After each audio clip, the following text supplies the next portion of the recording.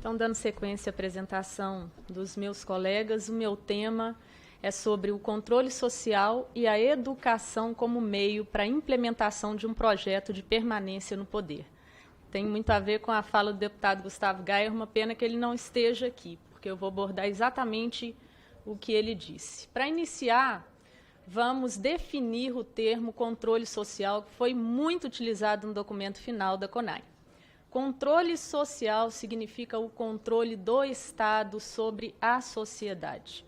Na oportunidade que eu estive no eixo 4, como eu disse no início, pelo fato de estar fazendo mestrado e meu estudo está voltado em controle social, tendo esse prévio conhecimento, eu optei por participar desse eixo e fiz essa pergunta lá para a palestrante no momento, e ela me respondeu exatamente isso, abre aspas. Controle social é o braço da sociedade dentro do Estado, fazendo-nos acreditar que é a sociedade controlando o Estado, e não é isso. Mas a gente sabe que trata-se da dialética linguística, né, muito aplicada e conhecida para quem já leu o livro 1984, do George Orwell. Bom, então, como que o controle social vai ser aplicado no Sistema Nacional de Educação? Eles pretendem criar milhares de conselhos de educação.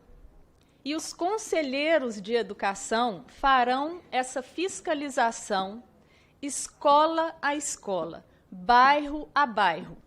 Vão relatar o comportamento desses gestores escolares, dos gestores municipais, prefeitos e do Estado, governadores, para as comissões que a professora Cássia já falou muito bem. Relatados os comportamentos, as comissões vão analisar se elas são merecedoras de aplausos, se tiverem de acordo com as diretrizes que essas 15 pessoas definirem, ou, se não, elas vão merecer algum tipo de sanção administrativa, civil ou criminal, como a professora Cássia muito bem disse já. Vale ressaltar que essas 15 pessoas estão substituindo, e aí vai a minha primeira crítica à fala do senador também, estão substituindo dezenas de milhares de parlamentares no país. Quem tem a competência concorrente hoje, garantida pela Constituição Federal, para legislar sobre a educação, são vereadores, deputados estaduais e a União. Inclusive, aproveitando a presença do deputado Nicolas Ferreira, o seu projeto de lei aprovado em Belo Horizonte, sou de Belo Horizonte também, proibindo a linguagem neutra, não seria mais possível, porque não haveria mais essa possibilidade, já que as diretrizes da educação ficarão nas mãos dessas 15 pessoas que compõem o Fórum Nacional de Educação, que fizeram parte da organização da Confederação Nacional de Educação, composta, na sua grande maioria, mais de 90%, por entidades esquerdistas e menos de 10% conservadoras.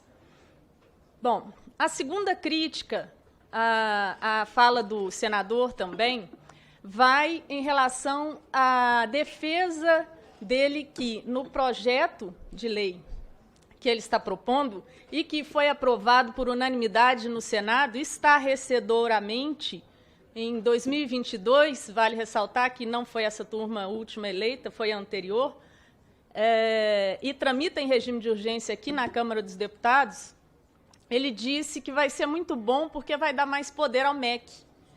Qual é a vantagem para a sociedade civil de entregar mais poder para o MEC?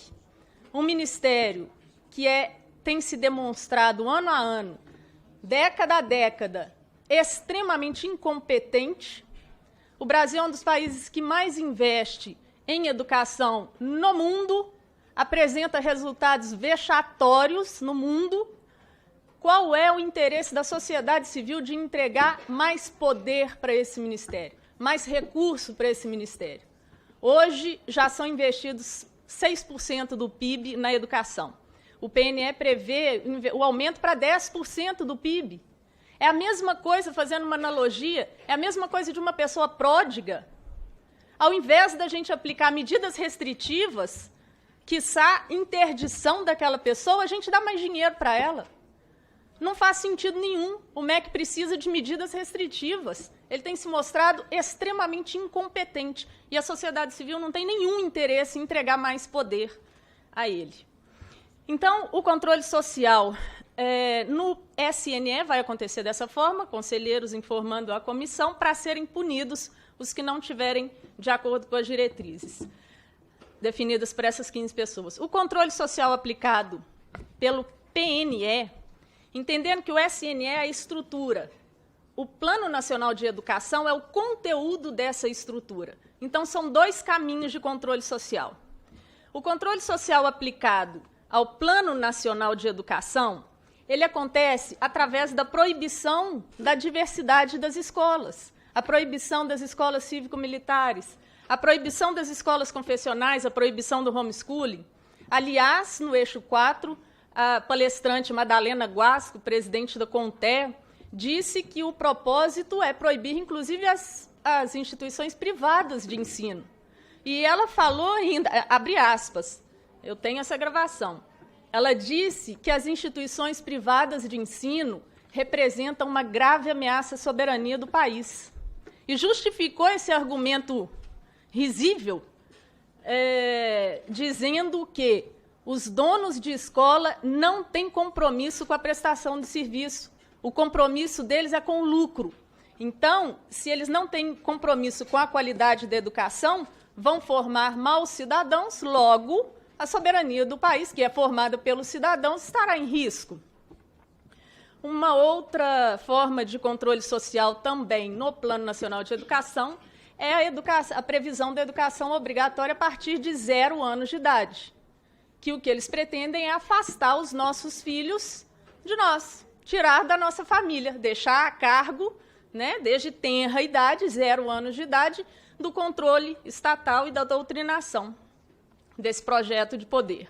O outro tipo de controle social é a doutrinação ideológica. A teoria queer, as pautas identitárias, o socioambientalismo, a qualidade social, que também é um termo muito utilizado no documento final da CONAI, que fala só sobre o acesso dos alunos à escola, a inclusão dos alunos à escola, mas não tem nenhuma abordagem sobre a qualidade da educação. Não mencionam PISA, não mencionam TIMSS, não mencionam nada, não tem nenhuma métrica para avaliar a qualidade de ensino-aprendizagem da educação. Então, qual é o objetivo final? É promover o emburrecimento programado dos nossos filhos, através de uma suposta educação para viabilizar a implementação de um projeto de poder. É isso que a gente precisa entender. Eles não estão olhando para os nossos filhos com olhos de desenvolvê-los. O que eles estão fazendo é exatamente o contrário. Os nossos filhos são peças de manobras descartáveis para que eles implementem um projeto de poder e permaneçam no poder.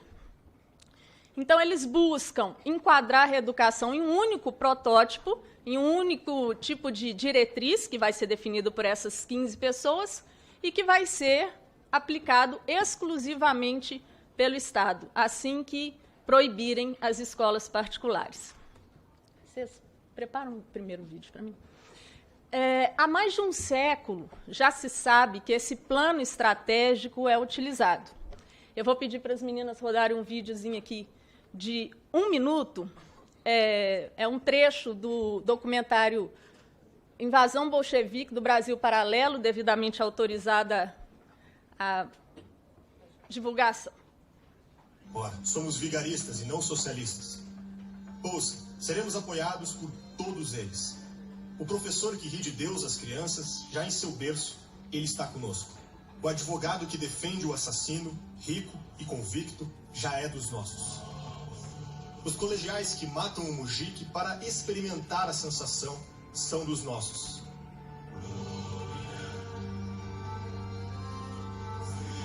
Os jurados que absolvem criminosos a torto e direito são dos nossos. O promotor que treme no tribunal por não ser suficiente liberal é dos nossos. Há administradores, escritores, um assombroso número dos nossos. E eles nem sabem disso ainda. Hoje em dia, ninguém tem ideias próprias. O deus russo foi derrotado pela vodka barata. As camponesas estão bêbadas, as mães estão bêbadas e as igrejas estão vazias. Apenas espere essa geração crescer. Apenas espere que cresça. 1 ou 2 gerações e o crime deixará de ser uma loucura. Mas o bom senso, justamente o bom senso da Rússia, o transformará em dever.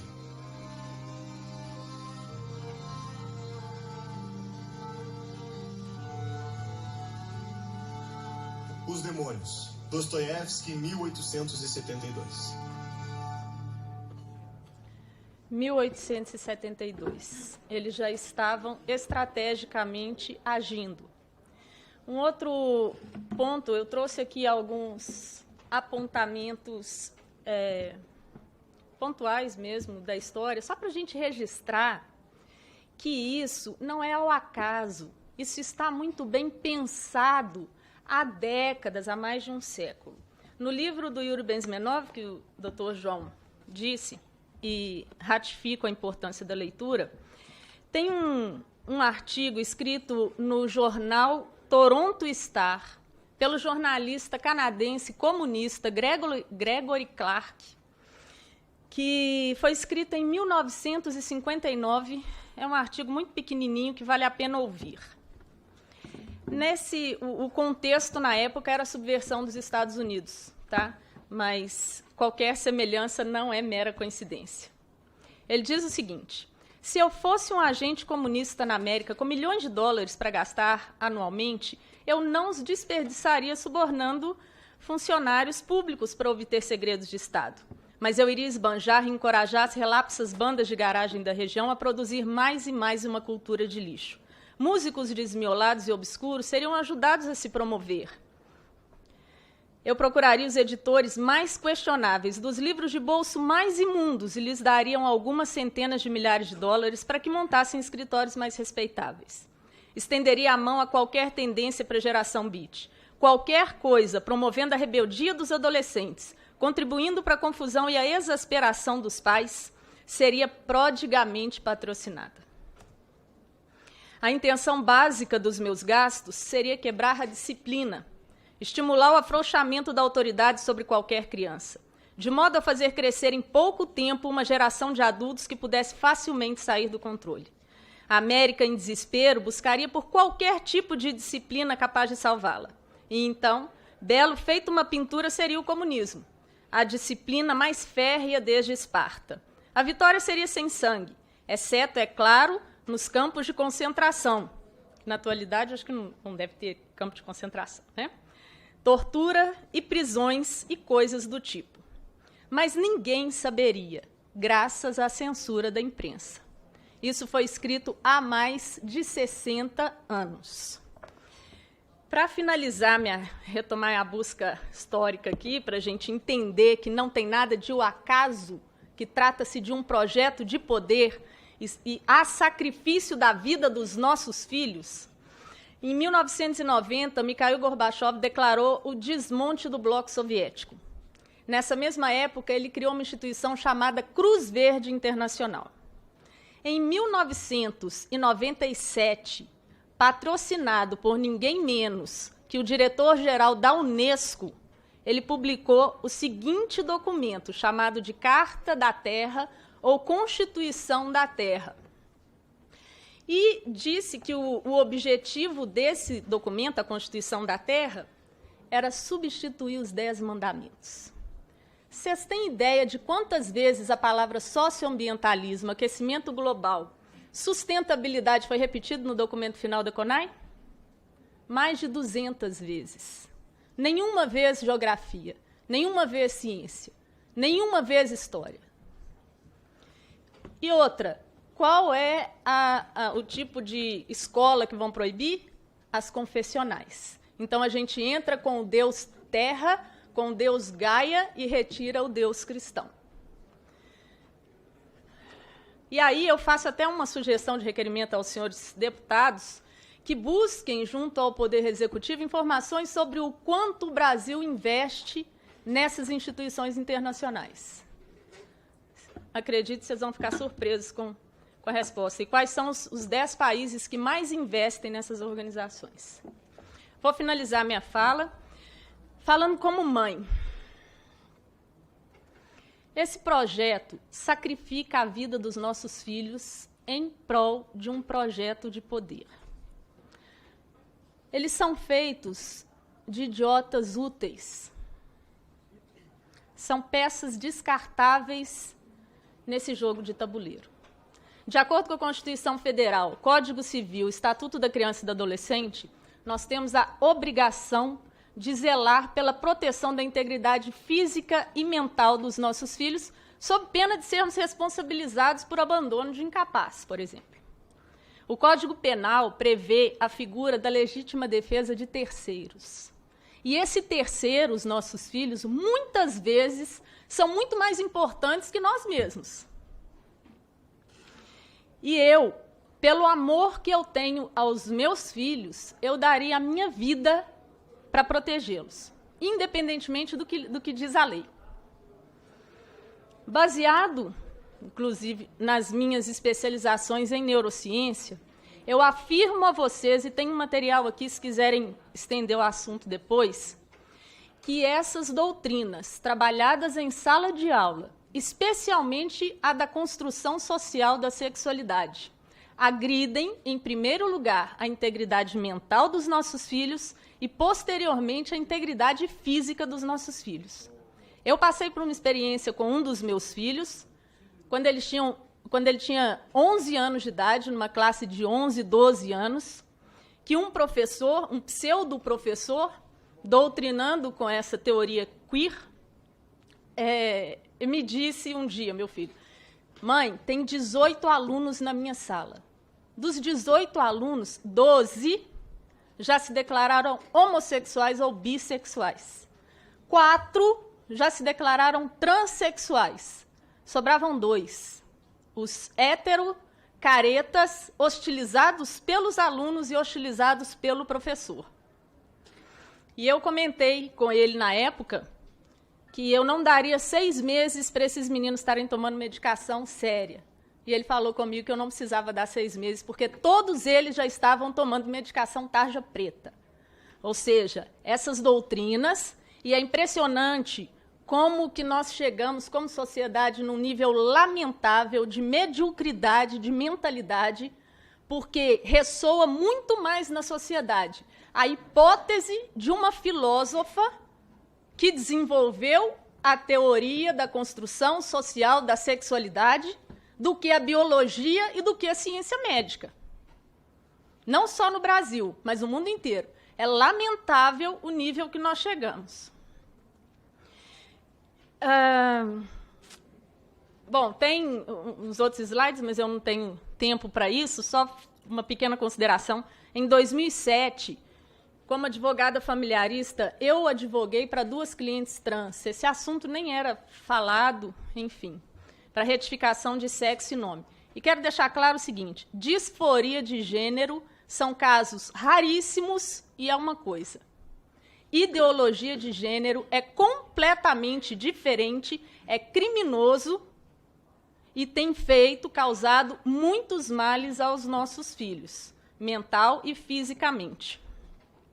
Então, agora mesmo, finalizando, falo por mim mesma, sou só eu, mas eu tenho certeza que esse pensamento ressoa no coração de milhões de pais, milhões de mães, que também protegeriam seus filhos com a própria vida, se caso fosse necessário.